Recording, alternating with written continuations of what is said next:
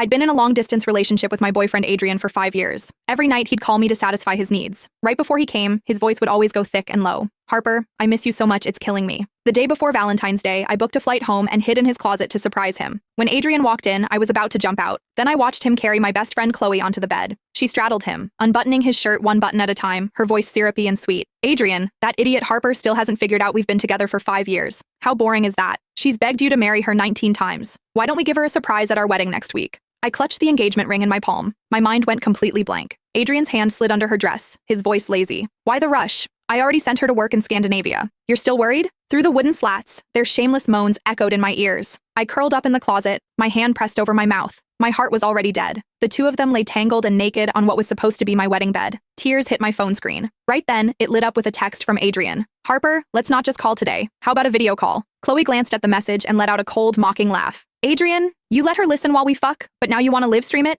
Adrian tugged her panties between his teeth, grinning. Want to bet whether she picks up? Before I could react, Adrian's video call came through. My hands trembling, I tapped the screen several times before finally hitting decline. One was a man who had once used his life to protect me in earthquake rubble. The other was a woman who had helped me when I faced school bullying. And now, they were having sex on my bed. The scene was too much. So much so that even after they'd gone through an entire box of condoms, I still couldn't move. Adrian lit a cigarette and slowly turned his gaze toward the closet. Our eyes met. My heart felt like it was being crushed in someone's fist. Adrian blew a smoke ring and smirked. Harper, you into voyeurism now? How long are you planning to hide in there? Chloe's face went pale, and she dove under the covers in fright. 3 seconds later, I stumbled out of the closet, my voice shaking uncontrollably. I wanted to give you a surprise. Adrian sat up leisurely and blew smoke directly in my face. Surprise? The text notification for your flight booking came to my phone ages ago. What surprise could there possibly be? He reached under Chloe's dress and pulled out a wet bunny tail, tossing it at me. Learn something. That's what a surprise looks like. I'd proposed to him 19 times, each time coming up with different creative ways, all to repay him for saving my life. But now, all my efforts had become a joke. Why? Why would you both do this to me? Seeing my blank expression, Adrian said flatly, What?